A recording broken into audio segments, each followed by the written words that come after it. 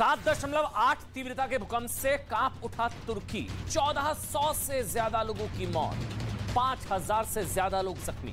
प्रधानमंत्री नरेंद्र मोदी ने दुख जाहिर किया, बोले 140 करोड़ देशवासियों की संवेदना तुर्की के साथ। एनडीआरएफ और मेडिकल टीम भेजने का फैसला।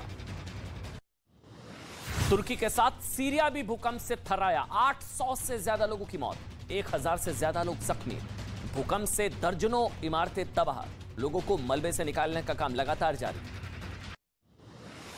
अदानी मामले पर संसद में विपक्ष का संग्राम जारी। प्रहलाद जोशी बोले, कांग्रेस नेता संसद से ज्यादा विदेशों में छुट्टियां मनाना पसंद करते हैं। राहुल गांधी ने मोदी सरकार को घेरा, बोले अदानी मामले पर दूध का दूध, पानी का पानी होना चाहिए।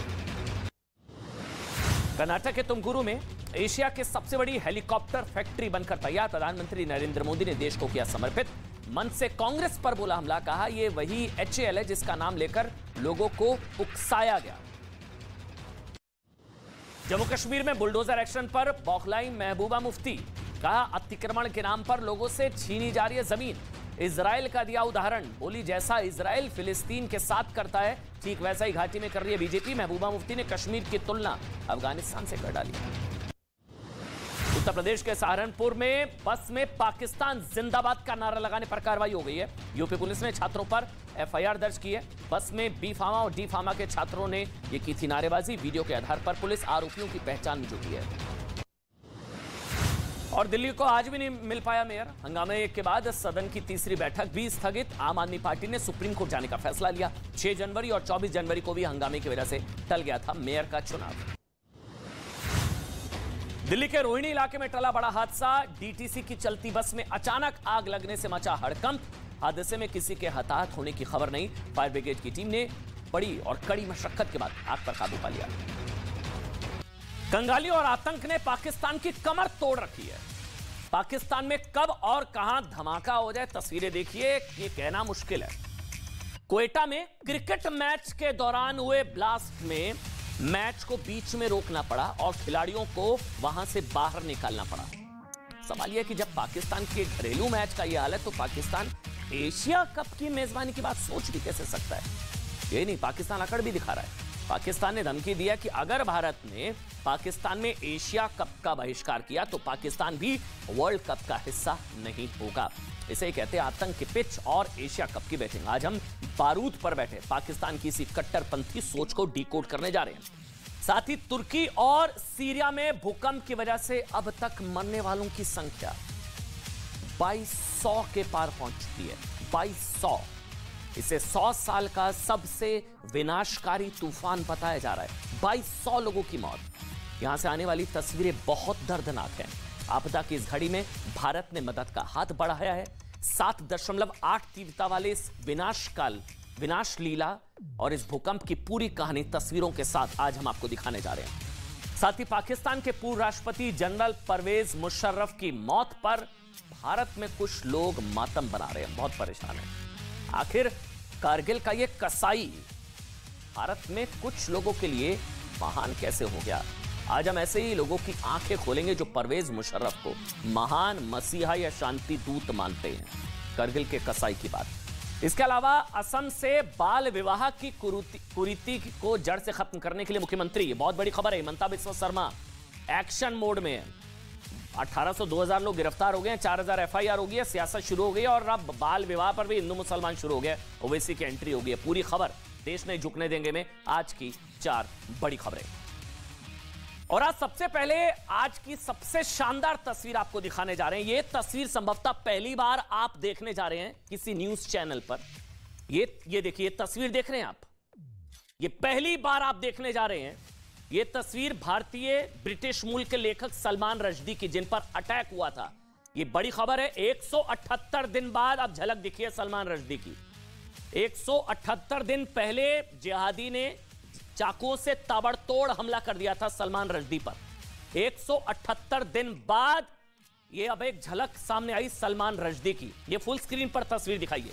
सलमान रश्दी पर आपको याद होगा, हमला करने वाले ने सलमान रश्दी की गर्दन पर चाकू से कई अटैक किए थे। सलमान रश्दी बुरी तरह से जख्मी हो गए थे। तस्वीर आप देख रहे हैं सलमान रश्दी की, ये कहीं और आपको नहीं मिलेगी, सिर्फ न्यूज़ 18 पर आप ये तस्वीर देख रहे हैं। उनकी एक आंख चली गई है सलमान रश्दी, और उन्हें कई दिनों तक वेंटिलेटर पर रहना पड़ा। उनकी एक आंख चली गई है। वैसे तो यह कट्टरता को आंख दिखाती तस्वीर है सलमान रश्दी की, यह कट्टरता को आंख दिखाती तस्वीर है सलमान रश्दी की। लेकिन अब सलमान रश्दी वापस आ गए हैं। वो वेंटिलेटर पर थे, उनको एक आंख खोनी पड़ी। उन्होंने वापस आकर जो कहा है ना सलमान रश्दी ने, वो आपको जरूर जानना चाहिए। उन्होंने एक अमेरिकी अखबार के लिए लेख जो लिखा है उसमें उन्होंने कहा है कि मुझे लगता था, ये उन्होंने कहा सलमान रश्दी ने, कि मेरी किताबें मेरी जिंदगी से ज्यादा दिलचस्प हैं, लेकिन शायद लोग इस बात से सहमत नहीं, और सलमान रश्दी पर हुआ हमला इसी असहमति का नतीजा है। लेकिन असहमति से ज्यादा यह हमला कट्टरपंथी सोच का नतीजा था। आपको याद दिला दें एक बार फिर से, रश्दी पर अटैक कब हुआ था। रश्दी पर हमला करने वाले जिहादी का जो नाम था वो था हादी मतर। याद है वो तस्वीरें, ये वो दूसरी तस्वीर देखिए, अब तस्वीर है 178 दिन पहले जो उन पर अटैक हुआ था सलमान रश्दी, और अब सलमान रश्दी के 178 दिन बाद ये पहली झलक, पहली तस्वीर जो आप देख रहे हैं। उन्होंने एक आंख उनको गंवानी पड़ी कट्टरता की वजह से। कट्टरता को आंख दिखाती है तस्वीर। जिसने अटैक किया था वो तस्वीर भी आपके सामने है इस वक्त। हादी मतर उसका नाम था। हादी लेबनीज मूल का अमेरिकी नागरिक था। उसे ईरान के प्रति सहानुभूति थी। 1989 में ईरान के supreme leader Ayatollah Ruhollah Khomeini ने सलमान रश्दी को कत्ल करने का फतवा जारी किया था। आपको याद होगा, इससे एक साल पहले यानी कि 1988 में रश्दी की किताब आई थी सैटेनिक वर्सेस, और इसी से पूरी दुनिया के कट्टरपंथियों ने इस्लाम पर इसको हमला मान लिया था। और 34 साल बीत गए और रश्दी को भी लगा कि दुनिया आगे बढ़ गई है, लेकिन लोग सहनशील हो गए। लेकिन 12 अगस्त 2022, ये दो तस्वीरें इस वक्त आपके सामने हैं। 12 अगस्त 2022 को रश्दी पर हुए हमले ने साबित कर दिया कि कट्टरपंथ को आंख दिखाने की हिम्मत करना कैसे मौत को दावत देने जैसा होता है। ये दो तस्वीरें इस वक्त की, ये पहली बार आप देख रहे हैं, संभवतः 178 दिन बाद ये पहली तस्वीर आई है सलमान रश्दी की।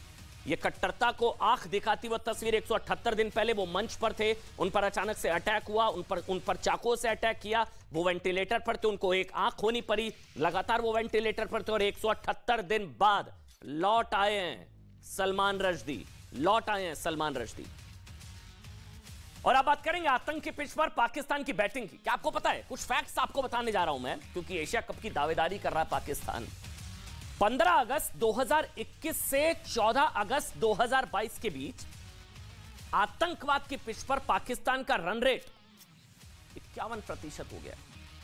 यानी कि 2021 से 2022 के बीच पाकिस्तान में आतंकवाद की घटनाएं 51% बढ़ गई हैं। इस दौरान पाकिस्तान में आतंकवाद की 250 घटनाएं हुई, 433 लोग मारे गए। यानी कि पाकिस्तान में आतंकवादियों का स्ट्राइक रेट 2 के आसपास है। यानी कि वहां होने वाले एक धमाके में औसतन 2 लोग मारे जा रहे हैं। वैसे दुनिया में ऐसा कोई गेंदबाज नहीं है जो एक गेंद में औसतन 2 विकेट ले लेता है, लेकिन पाकिस्तान के आतंकवादियों का स्ट्राइक रेट देखिए आप। लेकिन पाकिस्तान के बमबाज आतंकवादियों का स्ट्राइक रेट ऐसा ही है। पाकिस्तान में इंटरनेशनल क्रिकेट स्टेडियम की संख्या है 10। अब ये सब इसलिए हम आपको बता रहे हैं क्योंकि पाकिस्तान एशिया कप की दावेदारी कर रहा है। पाकिस्तान में इंटरनेशनल क्रिकेट स्टेडियम की संख्या है 10, लेकिन वहां अंतर्राष्ट्रीय आतंकवादी संगठनों की संख्या है 12 से ज्यादा है। पाकिस्तान का सबसे बड़ा क्रिकेट स्टेडियम है कराची का नेशनल स्टेडियम, जहां 34,000 दर्शक क्रिकेट देख सकते हैं। लेकिन क्या आपको पता है कि पाकिस्तान में 40,000 से ज्यादा आतंकवादी हैं? 40,000। ये आंकड़ा खुद पाकिस्तान के पूर्व प्रधानमंत्री इमरान खान ने दिया था। यानी कि अगर पाकिस्तान के सारे आतंकवादियों को पाकिस्तान के सबसे बड़े क्रिकेट स्टेडियम में बिठा दिया जाए तो पाकिस्तान का सबसे बड़ा स्टेडियम भी छोटा पड़ जाएगा। आतंकवादी ज्यादा हैं स्टेडियम की कैपेसिटी से ज्यादा। आतंकवाद की पिच पर हर रोज नए नए धमाके करने वाला पाकिस्तान फिर भी चाहता है एशिया कप पाकिस्तान में हो जाए। फिर भी पाकिस्तान चाहता है कि एशिया की 6 से 7 बड़ी टीमें और विराट कोहली, सूर्य कुमार यादव, रोहित शर्मा, शुभमन गिल जैसे बड़े बड़े खिलाड़ी आतंकवाद के खतरे के बीच मैदान पर उतरे। एशिया में आतंकवाद फैलाने का चैंपियन, वैसे आतंक का एशिया कप तो जीत चुका है पाकिस्तान। एशिया में आतंकवाद फैलाने का चैंपियन होने के बावजूद पाकिस्तान को लगता है कि अगर भारत, धमकी सुनिएगा, अगर भारत एशिया कप खेलने पाकिस्तान नहीं जाता तो पाकिस्तान को भी इस साल भारत में होने वाले क्रिकेट वर्ल्ड कप का बहिष्कार करना चाहिए। तो सुन लो भाई पाकिस्तान, कर दो बहिष्कार। हम ऐसे देश में एशिया कप खेलने नहीं जाएंगे जहां स्टेडियम के बाहर आतिशबाजी नहीं, आतंकवाद के धमाके होते हैं। हम ऐसे देश में क्रिकेट बिल्कुल नहीं खेलने जाएंगे जहां अंतर्राष्ट्रीय क्रिकेट टीम पर गोलियां चलती हो। हम ऐसे देश में क्रिकेट नहीं खेलेंगे जहां स्टेडियम के बाहर धमाके होते हैं और पाकिस्तान के बाबर आजम और शाहिद अफरीदी जैसे खिलाड़ियों को बीच में छोड़कर ड्रेसिंग रूम में भागना पड़ता है। वो तस्वीर आपको दिखाते हैं। हुआ क्या? हुआ कुछ यूं कि पीसीबी यानी कि पाकिस्तान क्रिकेट बोर्ड के नए अध्यक्ष नजम सेठी ने कहा है कि अगर 2023 एशिया कप का आयोजन पाकिस्तान में नहीं होता है तो पाकिस्तान को भी इस साल भारत में होने वाले one day international cricket world cup में पाकिस्तान की टीम को नहीं भेजना चाहिए। नजम सेठी के इस बयान की चर्चा हो ही रही थी अभी, और पाकिस्तान अपने यहां एशिया कप की मेजबानी का दावा कर ही रहा था। ये तस्वीरें आ गई। पेशावर के बाद अब पाकिस्तान के क्वेटा में एक स्टेडियम में ब्लास्ट की खबर है। ये अभी की खबर है। पेशावर में ब्लास्ट हुआ था, पाकिस्तान के स्टेडियम में ब्लास्ट हुआ है। पाकिस्तान के क्वेटा में नवाब अकबर बुख्ती क्रिकेट स्टेडियम के पास एक जोरदार ब्लास्ट हुआ, जोरदार धमाका हुआ स्टेडियम के अंदर। ये कह रहा है यहां पर एशिया कप कराओ। ये स्टेडियम के बाहर एक ब्लास्ट हुआ जिसमें एक पुलिसकर्मी की मौत हो गई, कई सुरक्षा कर्मियों के घायल होने की खबर है। अच्छा, जिस समय ये ब्लास्ट हुआ उस समय PSL यानी कि पाकिस्तान सुपर लीग के एक एग्जीबिशन यानी कि प्रदर्शनी मैच का वहां पर आयोजन हो रहा था और स्टेडियम के बाहर ब्लास्ट हो गया।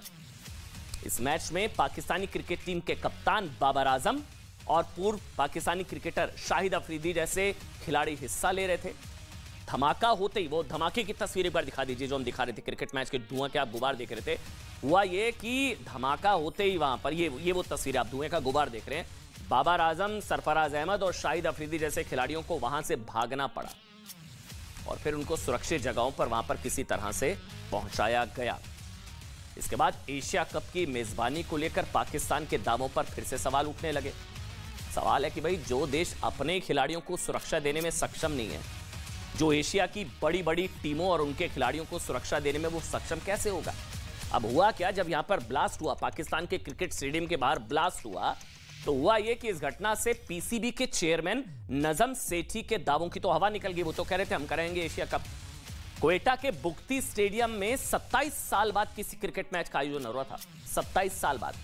आखिरी बार इस स्टेडियम में साल 1996 में पाकिस्तान और जिम्बाब्वे की टीम के वनडे इंटरनेशनल मैच यहां पर खेला गया था। लेकिन 27 साल में कुछ नहीं बदला। 27 साल बाद भी वही हुआ जो पाकिस्तान में कई दशकों से होता आ रहा है, यानी कि आतंकवाद क्रिकेट पर भारी पड़ गया। अच्छा, ये खबर जैसे ही हुआ, ये देखिए, जैसे ही ये खबर अंतर्राष्ट्रीय हेडलाइन बन गई, फिर क्या हुआ? पाकिस्तान की तरफ से कहा जाने लगा कि भारत उसके खिलाफ प्रोपेगेंडा चला रहा है। पाकिस्तान के स्टेडियम के बाहर ब्लास्ट हुआ, क्वेटा में कोई धमाका नहीं हुआ। पाकिस्तान ने कहा कोई धमाका नहीं हुआ, बस ये ग्रेनेड फेंक दिया, बस एक। यानी कि मैच में ग्रेनेड अटैक पाकिस्तान के लिए नॉर्मल है। पाकिस्तान कह रहा है कोई धमाका नहीं हुआ, बस एक ग्रेनेड फेंक दिया था मैच के बाहर, स्टेडियम के बाहर। तो मतलब उनके लिए मैच पर ग्रेनेड अटैक उनको आदत सी है, नॉर्मल है उनके लिए। लेकिन वो कह रहे हैं कि भारतीय मीडिया में ये खबर चलती उससे पहले हुआ ये कि पाकिस्तान की मीडिया ने इस धमाके की खबर ब्रेक करनी शुरू कर दी। बम, बल्ला और बारूद। आप खुद देखिए कि इसकी एक झलक पाकिस्तानी मीडिया में इस अटैक को, इस ग्रेनेड अटैक को, इस धमाके को, इस ब्लास्ट को कैसे कवर किया गया। क्वेटा के इलाके गुलिस्तान रोड पर धमाका हुआ है। इस धमाके में 3 अफराद जख्मी हुए हैं। क्वेटा का इलाका गुलिस्तान रोड जहां धमाका हुआ है, धमाके में अब तक 3 अफराद के जख्मी होने की इतलात हैं, जिन्हें बेनजीर अस्पताल मुंतकिल किया जा रहा है।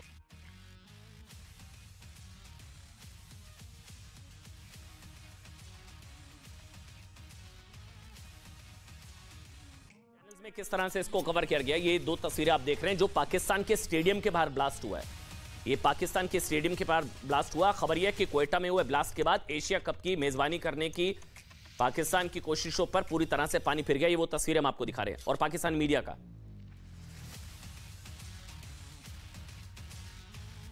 अब शनिवार को बहरीन में हुआ क्या, पूरी खबर समझिए। अभी भी पाकिस्तान दावा कर रहा है कि एशिया कप पाकिस्तान में होना चाहिए।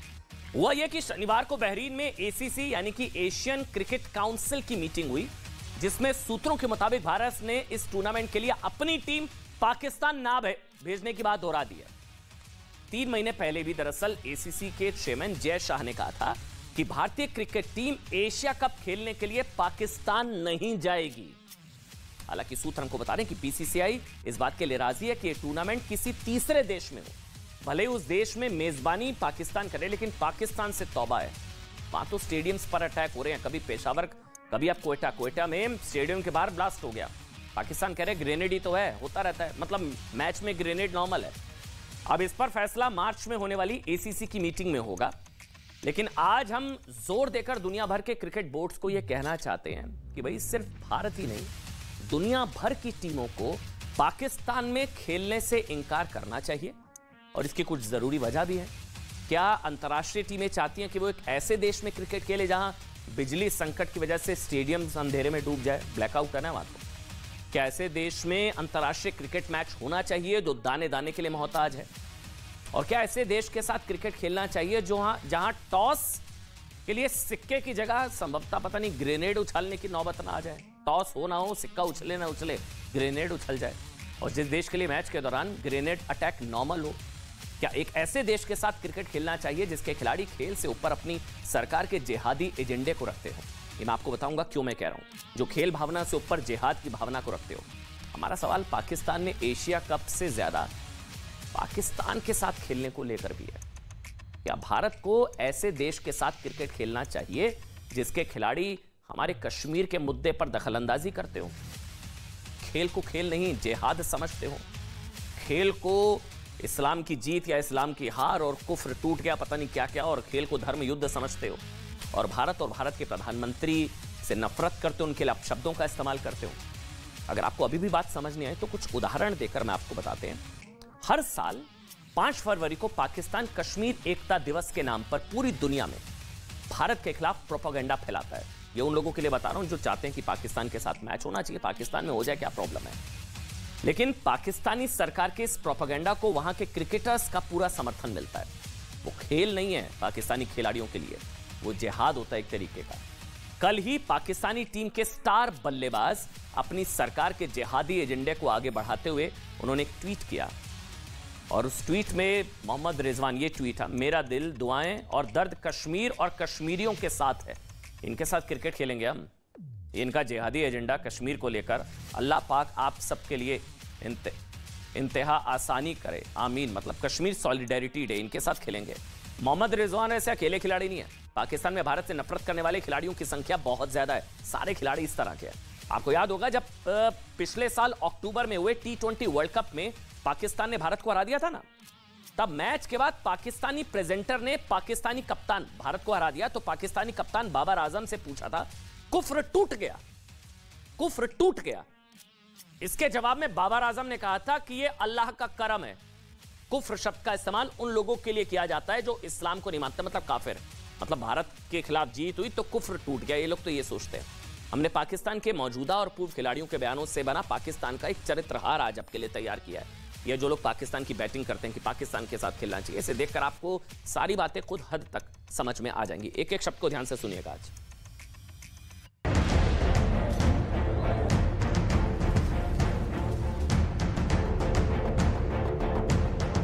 पहले भी कहते थे नहीं आया तो भाड़ में जाए, हमें कोई फर्क नहीं पड़ता, हमें हमारी क्रिकेट मिल रही है। राइट, ये आईसीसी का काम है। अगर ये चीज़ अगर आईसीसी कंट्रोल नहीं कर सकती तो फिर गवर्निंग बॉडी का कोई काम नहीं आईसीसी का। राइट, आईसीसी को चाहिए कि रूल फॉर सारी कंट्री के लिए एक होना चाहिए। अगर ऐसी टीमें नहीं आती जितनी भी स्ट्रांग हो, आप उसको डिबार के बात करें उसका, क्योंकि ये कोई ठेका नहीं लिया हुआ, इंडिया होगा अपने लिए होगा। गज़वा हिंद के बारे में लिखा गया, अटक का दरिया दो दफ़ा रंगीन होगा खून से, और अफगानिस्तान की फौजें अटक तक पहुँचेंगी, फिर वहाँ से शुमाल मशरक़ होएगी, शुमाल मशरक़ फौजें निकलेंगी, तब आप वो कश्मीर फतह करेंगे, उसके बाद इंशाल्लाह आगे चलेंगे। मजहब की बीमारी है, मजहब को लेके वो सियासत कर रहे हैं, और हमारे ये 2 किलोमीटर पे जहाँ हमारे कश्मीरी भाई, कश्मीरी बहनें, बुजुर्ग हमारे, उनके साथ जो इतने अरसे से जुल्म कर रहा है वो आदमी, इंशाल्लाह उसको इस दुनिया में भी जवाब देना होगा। सेंसिबल तरीके से,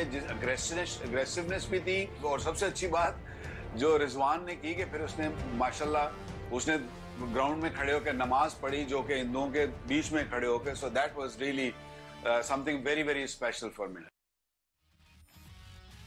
ये असला आतंकी चरित्र है पाकिस्तान का, और खिलाड़ियों में कोई फर्क नहीं है। वैसे भारत और पाकिस्तान ने 2012 के बाद से एक दूसरे के साथ कोई भी द्विपक्षीय क्रिकेट सीरीज नहीं खेली है। भारत और पाकिस्तान की टीमें सिर्फ आईसीसी के टूर्नामेंट्स में टकराई हैं और इसकी दो बड़ी वजह रही हैं। एक पाकिस्तान का भारत के खिलाफ नफरत से भरा रवैया, आतंकी चरित्र, और दूसरा वो आतंक की बढ़ती घटनाएं, क्योंकि वहां आतंकी हमले पता नहीं कब कहां हो जाता है। क्वेटा में हुआ ब्लास्ट पिछले 3 दिनों में पाकिस्तान में हुई आतंकवाद की चौथी घटना है, चौथी। हालांकि पाकिस्तान क्रिकेट बोर्ड के अध्यक्ष नजम सेठी लगातार कह रहे हैं कि पाकिस्तान में आतंकवाद की घटनाएं कम हुई हैं। 3 दिन में 4 हो गए, वो कह रहे हैं कम हुई हैं, और पाकिस्तान अंतर्राष्ट्रीय टीमों को सुरक्षा देने में पूरी तरह से सक्षम है। लेकिन असल में ऐसा है नहीं। तस्वीरें इस बात का प्रमाण है। आपको तस्वीरें दिखाते हैं। 3 दिन में 4 हमले हम आपको लगातार दिखा लें, पहले पेशावर फिर क्वेटा। अब नजम सेठी क्यों इसे लेकर गलत फहमी का शिकार हैं कि हम आपको आगे बताएंगे, लेकिन पहले आप उनका ये बयान सुनिए। ये बयान उन्होंने तब दिया था जब वो पीसीबी के चेयरमैन नहीं थे। सारे मैचेस पाकिस्तान में होंगे और इंडिया के जो मैचेस हैं पाकिस्तान के साथ या किसी और के साथ, वो या श्रीलंका में होंगे या दुबई में होंगे। और मेरा ये ख्याल है कि ये पाकिस्तान बीसीसीआई ये पीसीबी मान जाएगा इस बार। अच्छा, कोई इतराज़ नहीं? क्योंकि हाँ, वो इतराज़ करेंगे मगर चारा कोई नहीं। वो कहेंगे नहीं खेलते। अगर इंडिया नहीं पार्टिसिपेट करता है एशिया कप में, तो एशिया कप क्या हुआ? अच्छा, पाकिस्तान को लग रहा है एशिया कप की मेजबानी होगी, क्रिकेट टीम वहां पर आ जाएंगी। 2009 में क्या हुआ था? श्रीलंका की क्रिकेट टीम पाकिस्तान के दौरे पर गई थी। वो तस्वीरें तो आज तक याद है। तब ये देखिए, वो बस से लाहौर के गद्दाफी स्टेडियम जाते समय श्रीलंका की टीम पर टेरर अटैक हो गया था। 12 आतंकवादियों ने गोलियों से हमला किया था। इसमें श्रीलंका क्रिकेट टीम के कप्तान महिला जयवर्धने समेत 6 खिलाड़ी जख्मी हुए थे। गोलियों से अटैक हुआ था। श्रीलंकाई खिलाड़ियों को हेलीकॉप्टर्स के जरिए स्टेडियम से बाहर निकाला पड़ा था और ये कह रहा है कि हमको एशिया कप करना है। इसके बाद अगले 6 साल यानी कि 2015 तक किसी भी अंतर्राष्ट्रीय टीम की हिम्मत नहीं हुई कि वो पाकिस्तान में जाकर मैच खेले। 2018 में वेस्टइंडीज की टीम पाकिस्तान में T20 सीरीज खेलने पहुंची जरूर, लेकिन टीम के बड़े और स्टार खिलाड़ी दूर रहे, वो गए नहीं। खतरे को देखते हुए पिछले साल न्यूजीलैंड की टीम तो मैच से एन पहले वापस लौट आई। इंग्लैंड की टीम ने भी सुरक्षा का हवाला देते हुए पाकिस्तान जाने से मना कर दिया।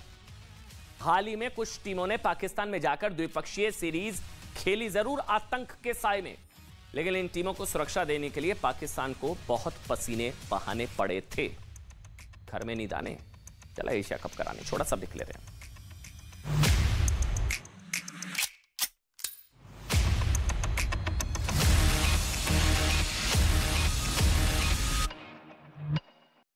नरेंद्र मोदी ने दुख जताया है। उन्होंने कहा कि देश के 140 करोड़ लोगों की संवेदनाएं पीड़ितों के साथ है। भारत भूकंप पीड़ितों की मदद के लिए तैयार है। हिमाचल प्रदेश के लाहौल स्पीति में आया बर्फीला तूफान, बीआरओ के 2 मजदूरों की मौत, तीसरे मजदूर की तलाश जारी। उत्तराखंड के कर्णप्रयाग में जमीन खिसकने से लोगों की बढ़ी मुश्किलें, 38 मकानों में आई दरारें, प्रभावित परिवारों को सुरक्षित जगह शिफ्ट किया गया। जम्मू कश्मीर के रामबन में जमीन खिसकने से कई मकानों में आई दरारें, 4 परिवारों को सुरक्षित जगह पहुंचाया गया। राष्ट्रीय राजमार्ग को चौड़ा करने के लिए यहां पर खुदाई हो रही थी। मध्य प्रदेश के सिडनी में क्रिकेट टूर्नामेंट के दौरान बवाल देखने को मिला। आखिरी गेंद पर हुआ विवाद, करीब 15 मिनट तक हुई मारपीट। आयोजकों के समझाने पर शांत हुआ विवाद। जम्मू कश्मीर के राजौरी में एक परिवार पर हमला, जमीन विवाद की वजह से की गई मारपीट, पीड़ितों की प्रशासन से कार्रवाई की मांग, सोशल मीडिया पर वीडियो वायरल।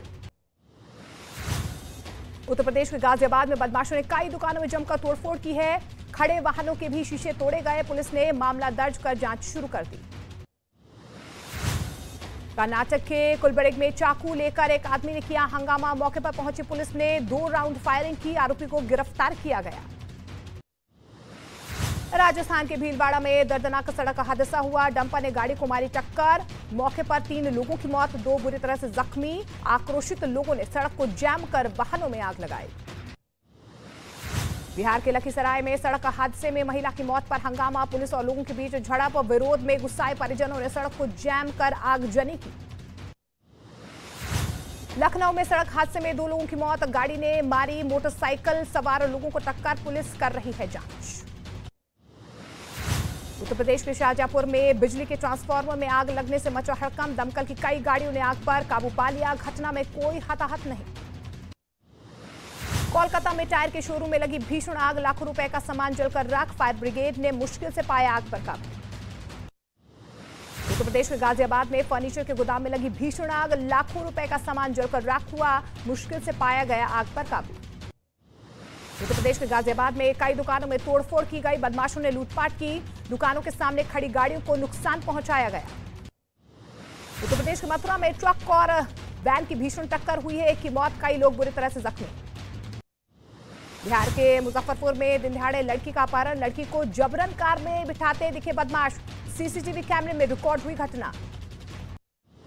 उत्तर प्रदेश के मऊ में सरकारी जमीन पर अवैध निर्माण पर चला बुलडोजर, कई बाउंड्री वॉल और मकान हुए जमींदोज, आदेश के बाद से चल रहा था यहां पर अवैध निर्माण। असम के सोनितपुर में एक गाड़ी से भारी मात्रा में ड्रग्स जब्त किए गए, एक महिला समेत 3 लोगों को गिरफ्तार किया गया है, कई सामानों में छिपाकर लाया जा रहा था नशीला पदार्थ। आज सुबह तुर्की भूकंप के तेज झटकों से हिल गया, रिक्टर स्केल पर भूकंप की तीव्रता 7.8 मापी गई है, जिससे भूकंप से दक्षिण पूर्वी तुर्की में भारी नुकसान हुआ। तुर्की में भूकंप आने की वजह से इमारतें जमींदोज हो गई, भूकंप आने की वजह से 200 से ज्यादा लोगों की मौत की खबर सामने आ रही है, जबकि 700 से ज्यादा लोगों के जख्मी होने की खबर है। तुर्की में भूकंप आने की वजह से कई इमारतें जमींदोज हो गई, कई इमारतें भूकंप की वजह से खंडर में तब्दील हो गई हैं, मलबे में कई लोगों के दबे होने की खबर है। तुर्की में आए भूकंप से कई शहर तबाह हो गए, कई लोगों के मलबे में दबे होने की खबर, आशंका जताई जा रही है, जिसके बाद अलग अलग शहरों में रेस्क्यू ऑपरेशन चलाया जा रहा है। तुर्की में कई जगह भूकंप के वक्त की तस्वीरें सामने आई है, दुकान के अंदर लगे सीसीटीवी कैमरे में रिकॉर्ड हुई हैं, जिसमें दुकान में रखा सारा सामान जमीन पर गिरा नजर आ रहा है। तुर्की में भूकंप के बाद तबाही का मंजर, ताश के पत्तों की तरह ढही इमारतें, इमारतों के मलबे में कई लोगों के फंसे होने की खबर, जिनको मलबे में लोग ढूंढते नजर आए। तुर्की में भूकंप आने के बाद गैस पाइपलाइन में बड़ा धमाका हुआ है, आग की ऊंची ऊंची लपटें नजर आ रही हैं, जिससे लोगों में दहशत का माहौल नजर आ रहा है, पूरे इलाके में अफरा तफरी मच गई। तुर्की में भूकंप की तीव्रता का अंदाजा इस वीडियो से लगाया जा सकता है, जिसमें एक्वेरियम में रखे पानी में जोरदार उफान देखने को मिला, जो फिर तेज होता चला गया। तुर्की के साथ साथ सीरिया में भी जबरदस्त भूकंप के झटके महसूस किए गए हैं, सीरिया में भी तबाही देखने को मिली है, भूकंप से 300 से ज्यादा लोगों की मौत हो गई, 700 से ज्यादा लोग घायल बताए जा रहे हैं। सीरिया में भी भूकंप आने की वजह से कई इमारतें तबाह हो गई हैं, जिनके मलबे लगातार नजर आ रहे हैं और लोग यहां पर फंसे हुए नजर आ रहे हैं। इस दौरान लोगों को मलबे से निकालने का काम लगातार जारी है। तुर्की में भूकंप से तबाही पर प्रधानमंत्री नरेंद्र मोदी ने दुख जताया है। उन्होंने कहा कि देश के 140 करोड़ लोगों की संवेदनाएं पीड़ितों के साथ है, भारत भूकंप पीड़ितों की मदद के लिए तैयार है। हिमाचल प्रदेश के लाहौल स्पीति में आया बर्फीला तूफान, बीआरओ के 2 मजदूरों की मौत, तीसरे मजदूर की तलाश जारी। उत्तराखंड के कर्णप्रयाग में जमीन खिसकने से लोगों की बढ़ी मुश्किलें, 38 मकानों में आई दरारें, प्रभावित परिवारों को सुरक्षित जगह शिफ्ट किया गया। जम्मू कश्मीर के रामबन में जमीन खिसकने से कई मकानों में आई दरारें, 4 परिवारों को सुरक्षित जगह पहुंचाया गया। राष्ट्रीय राजमार्ग को चौड़ा करने के लिए यहां पर खुदाई हो रही थी। मध्य प्रदेश के सिडनी में क्रिकेट टूर्नामेंट के दौरान बवाल देखने को मिला, आखिरी गेंद पर हुआ विवाद, करीब 15 मिनट तक हुई मारपीट, आयोजकों के समझाने पर शांत हुआ विवाद। जम्मू कश्मीर के राजौरी में एक परिवार पर हमला, जमीन विवाद की वजह से की गई मारपीट, पीड़ितों की प्रशासन से कार्रवाई की मांग, सोशल मीडिया पर वीडियो वायरल। उत्तर प्रदेश के गाजियाबाद में बदमाशों ने कई दुकानों में जमकर तोड़फोड़ की है, खड़े वाहनों के भी शीशे तोड़े गए, पुलिस ने मामला दर्ज कर जांच शुरू कर दी। कर्नाटक के कुलबर्गी में चाकू लेकर एक आदमी ने किया हंगामा, मौके पर पहुंची पुलिस ने 2 राउंड फायरिंग की, आरोपी को गिरफ्तार किया गया। राजस्थान के भीलवाड़ा में दर्दनाक सड़क हादसा हुआ, डंपर ने गाड़ी को मारी टक्कर, मौके पर 3 लोगों की मौत, 2 बुरी तरह से जख्मी, आक्रोशित लोगों ने सड़क को जैम कर वाहनों में आग लगाई। बिहार के लखीसराय में सड़क हादसे में महिला की मौत पर हंगामा, पुलिस और लोगों के बीच झड़प, विरोध में गुस्साए परिजनों ने सड़क को जैम कर आगजनी की। लखनऊ में सड़क हादसे में 2 लोगों की मौत, गाड़ी ने मारी मोटरसाइकिल सवार लोगों को टक्कर, पुलिस कर रही है जांच। उत्तर प्रदेश के शाहजहांपुर में बिजली के ट्रांसफार्मर में आग लगने से मचा हड़कंप, दमकल की कई गाड़ियों ने आग पर काबू पा लिया, घटना में कोई हताहत नहीं। कोलकाता में टायर के शोरूम में लगी भीषण आग, लाखों रुपए का सामान जलकर राख, फायर ब्रिगेड ने मुश्किल से पाया आग पर काबू। उत्तर प्रदेश के गाजियाबाद में फर्नीचर के गोदाम में लगी भीषण आग, लाखों रुपए का सामान जलकर राख हुआ, मुश्किल से पाया गया आग पर काबू। उत्तर प्रदेश के गाजियाबाद में कई दुकानों में तोड़फोड़ की गई, बदमाशों ने लूटपाट की, दुकानों के सामने खड़ी गाड़ियों को नुकसान पहुंचाया गया। उत्तर प्रदेश के मथुरा में ट्रक और वैन की भीषण टक्कर हुई है, एक की मौत, कई लोग बुरी तरह से जख्मी। बिहार के मुजफ्फरपुर में दिन दहाड़े लड़की का अपहरण, लड़की को जबरन कार में बिठाते दिखे बदमाश, सीसीटीवी कैमरे में रिकॉर्ड हुई घटना। उत्तर प्रदेश के मऊ में सरकारी जमीन पर अवैध निर्माण पर चला बुलडोजर, कई बाउंड्री वॉल और मकान हुए जमींदोज, आदेश के बाद से चल रहा था यहां पर अवैध निर्माण। असम के सोनितपुर में एक गाड़ी से भारी मात्रा में ड्रग्स जब्त किए गए, एक महिला समेत 3 लोगों को गिरफ्तार किया गया है, कई सामानों में छिपाकर लाया जा रहा था नशीला पदार्थ। मैंने नहीं देखा इस तरह का चीट, इस तरह का क्रिमिनल माइंड पूरे जेल स्टाफ को ब्राइब कर देगा। मैं सोच भी नहीं सकता था गवर्नमेंट फंक्शनरी को इम्पर्सनेट करता था, आवाजें बदलता था। टारगेट भी बहुत पावरफुल धनवान लोगों को करता है। ये एक ही चीज से रुक सकता है, अगर आप इसकी जीभ काट दो। न्यूज चैनलों के इतिहास में पहली बार न्यूज 18 इंडिया की web series FIR number 208 streaming now. मैंने नहीं देखा इस तरह का चीट, इस तरह का क्रिमिनल माइंड पूरे जेल स्टाफ को ब्राइब कर देगा। मैं सोच भी नहीं सकता था। और एक बड़ी खबर इस वक्त आ रही है, तुर्की और सीरिया में भूकंप के बाद मरने वालों की संख्या 2300 के पार पहुंच गई है। 2300 के पार पहुंचा है। तुर्की में 1500 की मौत हो चुकी है, सीरिया में 800, तुर्की में 1500। 16 घंटे में भूकंप के 4 झटके, 2300 से ज्यादा लोगों की मौत। तुर्की में अब तक 1500 से ज्यादा लोगों की मौत हो चुकी है और 8000 से ज्यादा लोग जख्मी हैं। और सीरिया में भी 800 लोगों की जान चली गई है, 2300 लोगों की मौत हो गई है। 4 झटके अब तक लग चुके हैं, आफ्टर इफेक्ट, आफ्टर शॉक्स, ये भूकंप के बाद।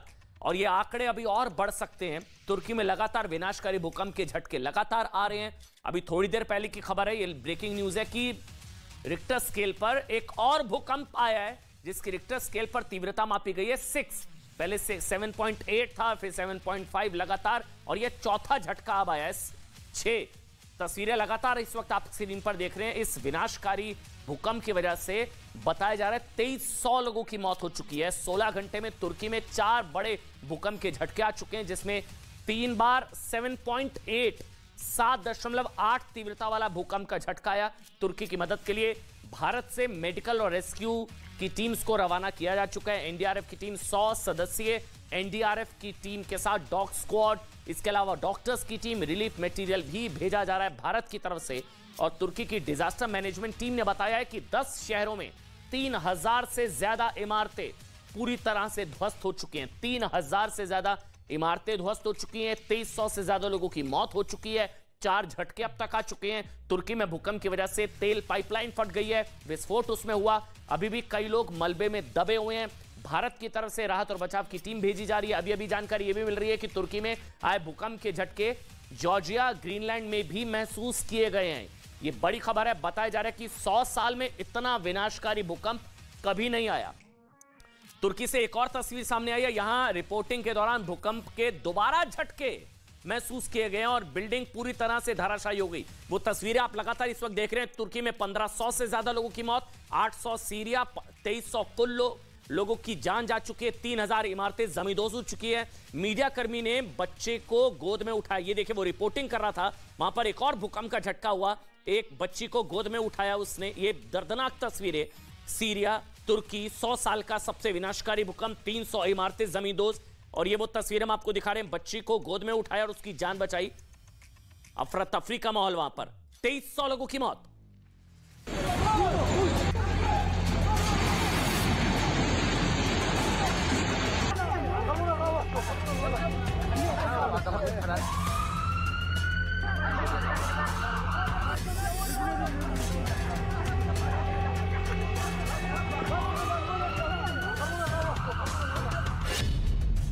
तुर्की सीरिया पर कुदरत का अटैक।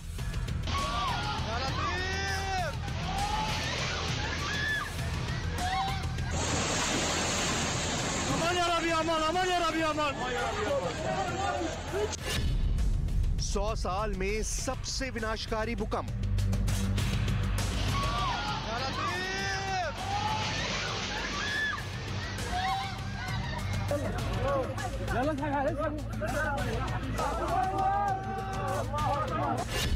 भूकंप के झटकों में हजारों की मौत।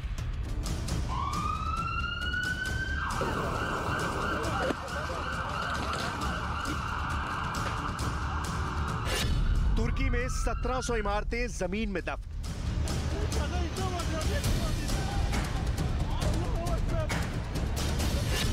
तीन सेकंड में ढह गई इमारतें, मची चीख पुकार।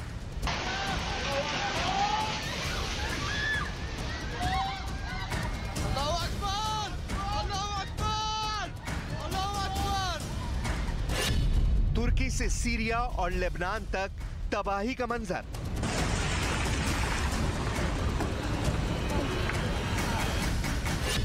कब्रिस्तान में बदले शहर, तुर्की में आपातकाल।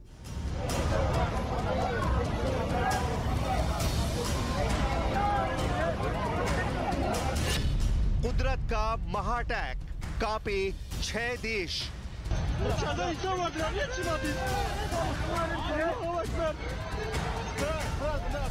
और 2300 के करीब लोगों की मौत हो गई। ये भी बताया जा रहा है कि सीरिया के अखबार ने दावा किया है कि सीरिया के प्रधानमंत्री हुसैन आर्नूस की बहन भी हादसे का शिकार हुई है। इमारत गिरने से उनकी जान चली गई। सीरिया में भूकंप से अब जो फिगर हमको मिल रही है 2300 से ज्यादा लोगों की मौत हो चुकी है, सीरिया और तुर्की मिलाकर, क्योंकि सीरिया में 800 और तुर्की में 1500 के करीब लोगों की मौत हो चुकी है।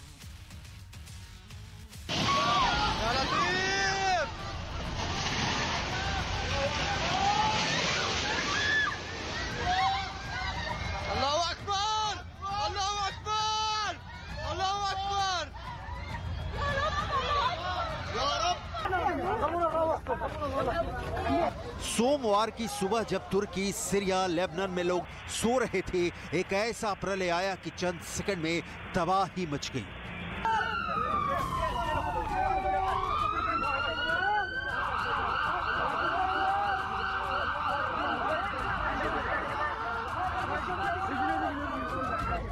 तुर्की में जमीन फट गई और इमारतें हिलने लगी।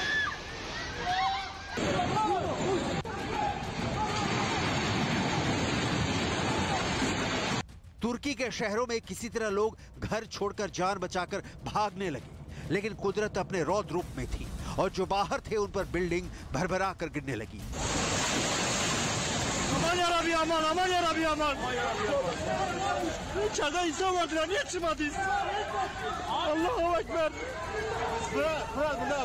तीन सेकंड में कई इमारतें जमीन में समा गई। ऐसा लग रहा था कि ब्लास्ट से इमारतें गिराई जा रही हैं।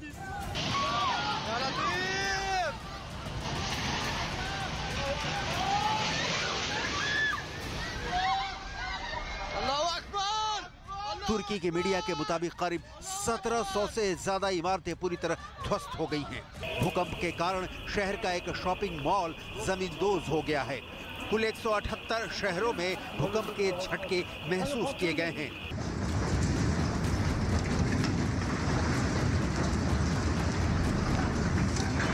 भूकंप का केंद्र गाजियानटेप के पास 10 किलोमीटर नीचे था। 7.8 तीव्रता का भूकंप इतना भयानक था कि इसके झटके यूरोप में ग्रीस और मिडिल ईस्ट में लेबनान तक महसूस किए गए।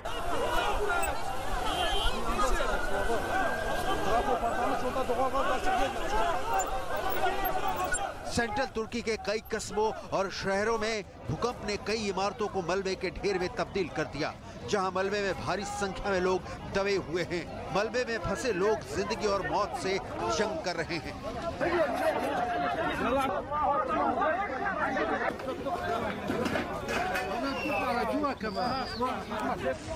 तुर्की में शहर शहर भूकंप से बर्बादी की तस्वीरें आई हैं, जिसमें चारों तरफ तबाही ही तबाही नजर आ रही है। ये तस्वीर एक छात्रावास की है, जहां भूकंप की वजह से बिल्डिंग ध्वस्त हो गई। जिसमें कई छात्र और कर्मचारी मलबे में दब गए, जिन्हें मलबे की ढेर से निकालने में राहत बचाव की टीम जुटी हुई है।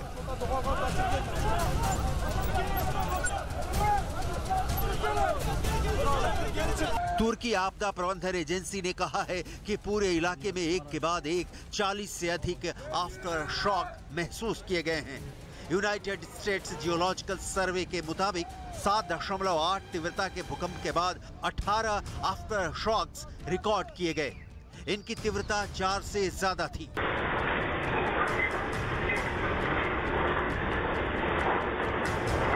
पहले भूकंप के बाद आए 7 झटकों की तीव्रता 5 से ज्यादा थी। एक्सपर्ट्स का कहना है कि अगले कुछ घंटों और दिनों तक आफ्टर शॉक्स महसूस किए जाएंगे। तुर्की में 100 साल में आया ये सबसे विनाशकारी भूकंप बताया जा रहा है।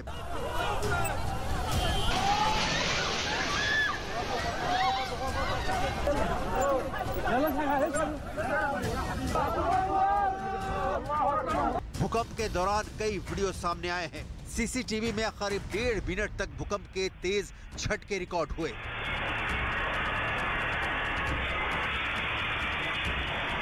तुर्की के हैटे में इंटरनेशनल एयरपोर्ट के रनवे के बीचों बीच दरार आ गई।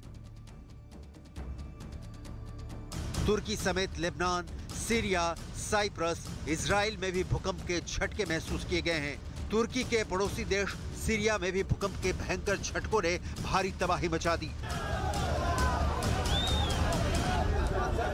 भूकंप के बाद हर तरफ सिर्फ चीख पुकार और तबाही का ऐसा मंजर दिखा कि लोगों को झकझोर कर रख दिया। इमारतें ढह गई और लोग मलबे के नीचे दबे अपनों की तलाश करने की कोशिश करते दिखे। सीरिया के दमिश्क, अलेपो समेत कई शहरों में इमारतें जमीन में दफन हो गई। ट्रेन सेवाएं रद्द कर दी गई हैं। सीरिया में रेस्क्यू टीम भी घरों के अंदर फंसे लोगों को बाहर निकालती दिखी। कई मकान ढह गए और घायलों को इलाज के लिए अस्पताल पहुंचाया गया।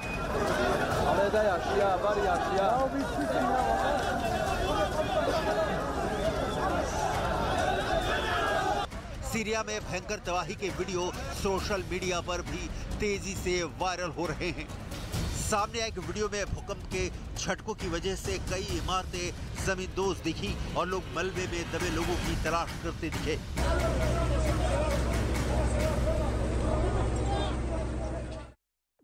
आगे बढ़ेंगे और अब देश नहीं झुकने देंगे कि सभी दर्शकों से आज एक सवाल।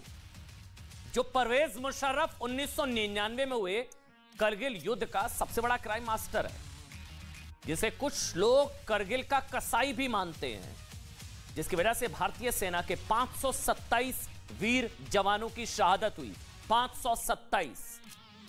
जो आतंकवादी हाफिज सईद का भक्त था, जिसके लिए आतंकवादी ओसामा बिन लादेन हीरो था, जिस मुशर्रफ का हाथ 1999 के विमान अपहरण के पीछे भी माना जाता है, जिस मुशर्रफ ने 1999 में प्रधानमंत्री अटल बिहारी वाजपेयी को लाहौर बस यात्रा के वक्त सैल्यूट तक करने से मना कर दिया था, इतनी नफरत थी उसे भारत से, जिस परवेज मुशर्रफ के राष्ट्रपति बनते ही 2001 में पार्लियामेंट, भारत की संसद पर अटैक हुआ था, टेरर अटैक।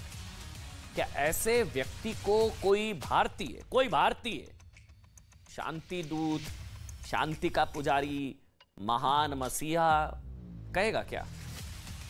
आप में से बहुत लोग कहेंगे नहीं, इम्पॉसिबल है भाई, ऐसे कोई कैसे, कोई भारतीय कम से कम कैसे कह सकता है? ज्यादातर लोग यही सोचेंगे, लेकिन आप जानकर हैरान हो जाएंगे। लेकिन परवेज मुशर्रफ की मौत पर भारत में कुछ लोग उसे महान शांति दूत साबित करने में लगे, शांति का मसीहा बता रहे। कल यानी कि 5 फरवरी को दुबई के एक अस्पताल में पाकिस्तान के तानाशाह जनरल परवेज मुशर्रफ की एक दुर्लभ बीमारी से मौत हो गई और परवेज मुशर्रफ को मतलब श्रद्धांजलि देते हुए भारत के 2 नेताओं ने विवादित ट्वीट किए। उनका मुशर्रफ प्रेम झलका। कांग्रेस के नेता और तिरुवनंतपुरम से सांसद शशि थरूर ने अपने ट्वीट में कारगिल के कसाई परवेज मुशर्रफ को शांति दूत बताया। भाई 527 जवानों की शहादत जिस आदमी की वजह से हुई, उसे तो कहेंगे ना कारगिल का कसाई। शशि थरूर ने क्या ट्वीट किया? उन्होंने लिखा कि पाकिस्तान के पूर्व राष्ट्रपति परवेज मुशर्रफ का एक दुर्लभ बीमारी से निधन हो गया।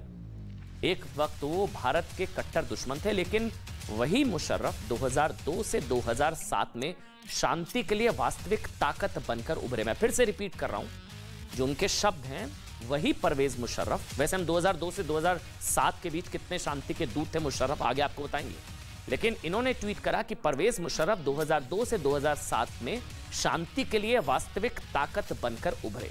मसीहा शांति दूत परवेज मुशर्रफ। इन दिनों मैं उनसे संयुक्त राष्ट्र में हर साल मिला, उन्हें हर बार उनकी रणनीतिक सोच में स्मार्ट, स्पष्ट और आकर्षक पाया। शशि थरूर के अलावा और किसका ये प्रेम जो है वो छलका है। पीडीपी अध्यक्ष महबूबा मुफ्ती ने भी परवेज मुशर्रफ को उनको लेकर एक ट्वीट किया। महबूबा मुफ्ती ने लिखा, दिल से संवेदना, शायद एकमात्र पाकिस्तानी जनरल जिसने वास्तविक तौर पर कश्मीर मुद्दा सुलझाने की कोशिश की। कश्मीर में कितने मासूम लोगों को मरवा दिया पाकिस्तान ने, परवेज मुशर्रफ ने, लेकिन महबूबा मुफ्ती लिख रही हैं कि कश्मीर मुद्दा सुलझाने की कोशिश की। कश्मीर तो हमारा, ये कौन होते हैं सुलझाने वाले भाई। वो आगे लिखती हैं, मुशर्रफ जम्मू कश्मीर के लोगों की इच्छा के अनुसार भारत और पाकिस्तान को स्वीकार्य समाधान देना चाहते थे। हालांकि भारत सरकार ने मुशर्रफ और वाजपेयी जी द्वारा उठाए गए विश्वास बहाली के सभी कदमों को उलट दिया। अब सिर्फ संघर्ष विराम बाकी है। शशि थरूर ने परवेज मुशर्रफ को एक तरह से शांति दूत बताया और महबूबा मुफ्ती ने मुशर्रफ को महान बताने की कोशिश की है। चलिए अब एक एक करके अब आपको समझाते हैं। पहले आपको दिखाते हैं शशि थरूर और महबूबा मुफ्ती का बयान, आज सबसे बड़ा विवाद कैसे बन गया। फिर हम आपको बताएंगे कि परवेज मुशर्रफ को शांति दूत और महान बताना कैसे भारतीय सेना और उनकी शहादत का सबसे बड़ा अपमान है।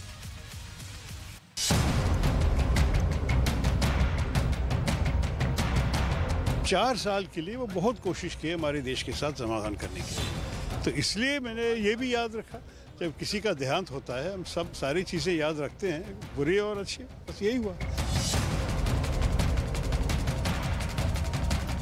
तो कांग्रेस के एक नेता के द्वारा शांति दूत बताना ये दुर्भाग्यपूर्ण है।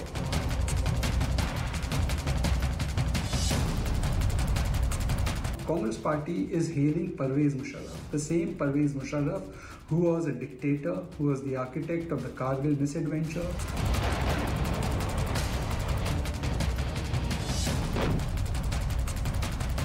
शांति के हर प्रयास को वो डिरेल करने की कोशिश करते हैं, उनको शांति दूत बताया जा रहा है।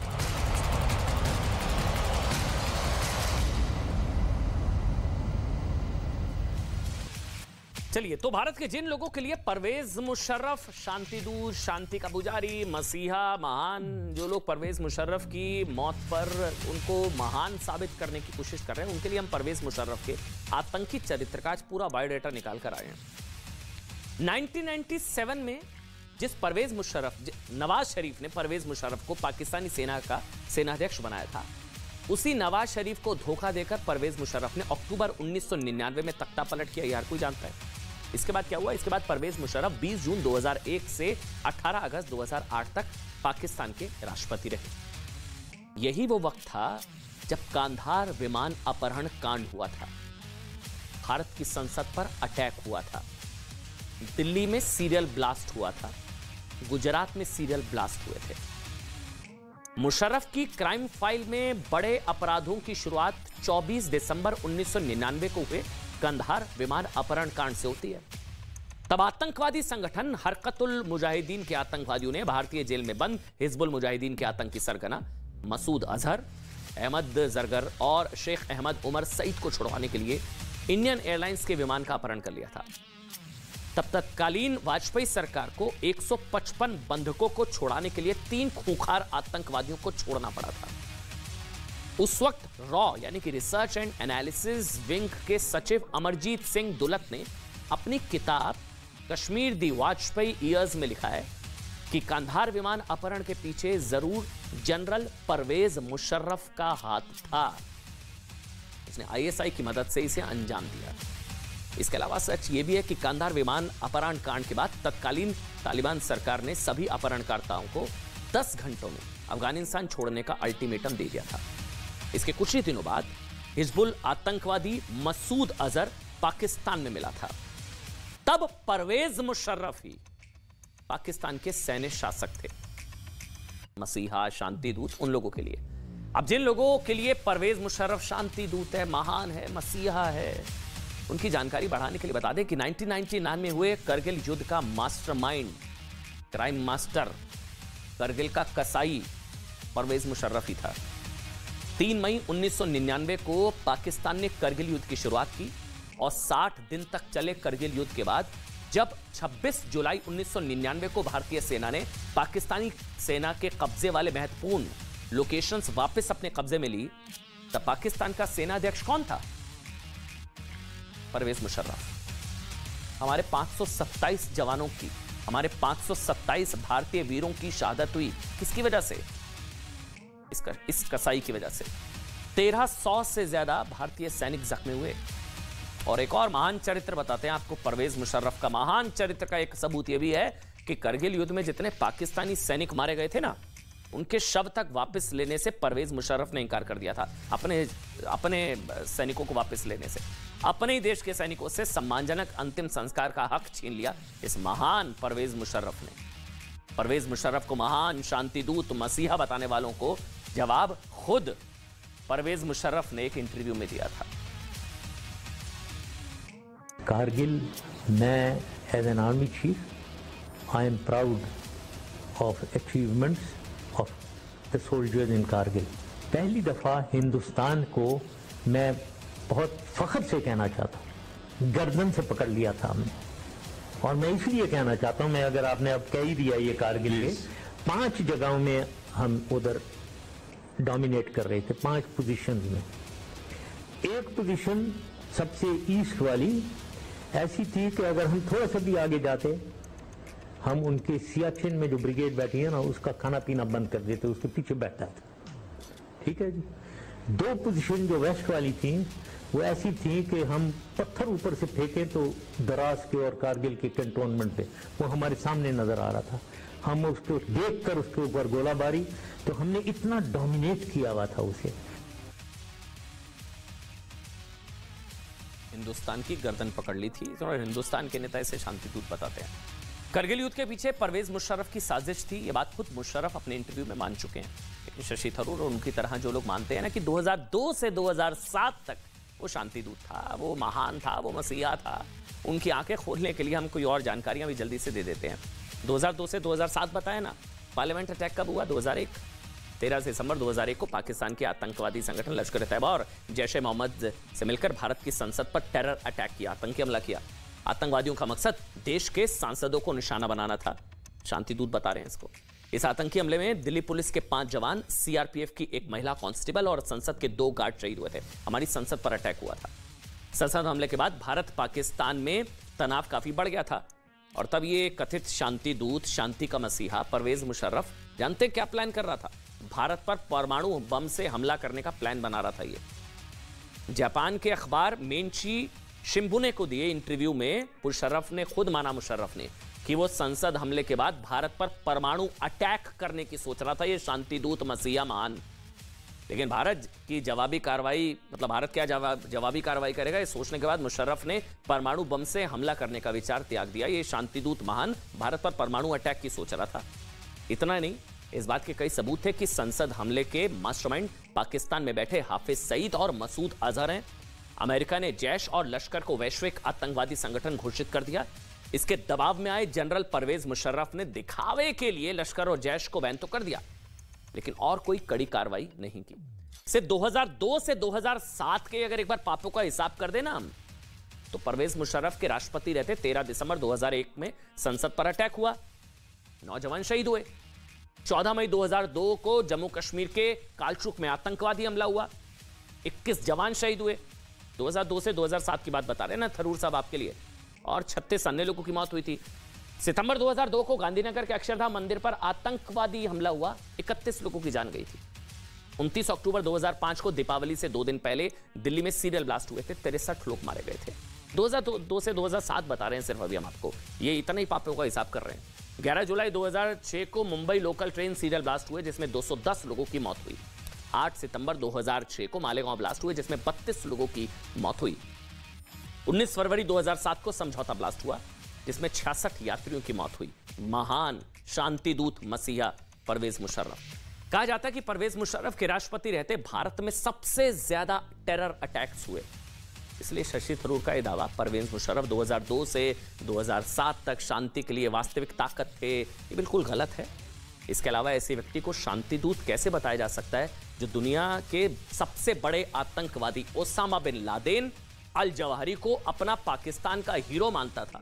सोनिया जैसे भारत में शांतिदूत बताया जा रहा है ना, उसके लिए कौन कौन से आतंकवादी हीरो थे, सुना दीजिए पर।